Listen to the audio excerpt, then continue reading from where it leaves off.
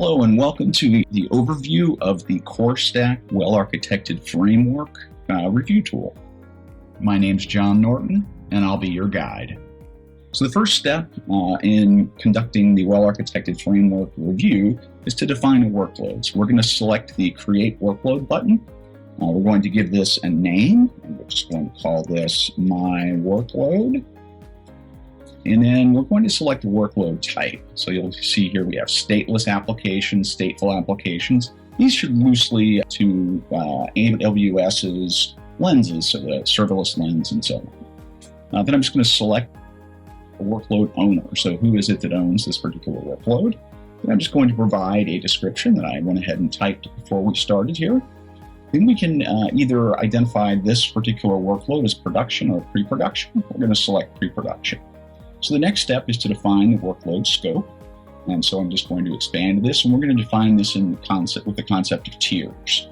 So we're just going to call this tier 1, and we're going to provide an owner, and I'm going to select the same owner that I did for the workload. And I'm going to go ahead and use the same CAN description that I already had.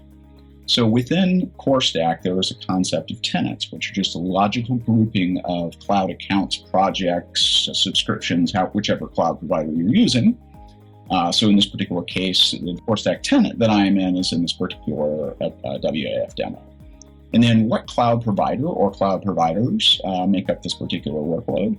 And then, of course, the accounts also that make up the workload. And then from that information, we're going to go ahead and load the resources. And we're actually going to search through the cloud resources that I have in this particular account. And we're going to select the ones that are applicable to this particular workload. So we could go through a whole bunch of these. No need to select everything under the sun. This is just for demo purposes. So we'll just go ahead and say that it's just this particular S3 bucket. Okay, so from here, we're going to define workload tags. So I can add one or many tags, or none if I so choose. And then we are going to get into workload attachments. So any attachments, whether it be network diagrams of the workload, those can be added here for reference. So we'll go ahead and press save. And then you can see that my workload 01 has been created here. And then the next step in the process is to go ahead and start the assessment. So the assessment is going to take a little bit of time to do, because what we're actually going to be doing is we're actually going to go through and automate as many of the checks as can be automated, within the context of this particular. Looks like I grabbed the wrong value and select my standard. So we either could have chosen the serverless lens or just the general AWS well-architected framework.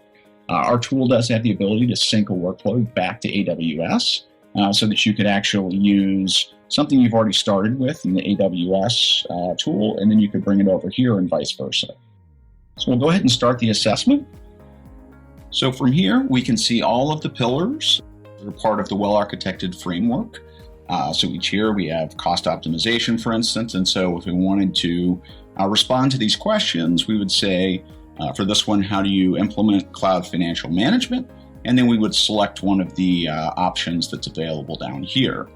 And if this question does not apply to a given workload, we can mark that accordingly.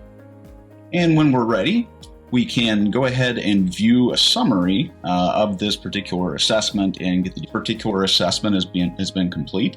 We have no open best practices. We've resolved 37, and there are 2 that were not applicable. So the total score for this assessment is 85 out of 100, doing pretty well.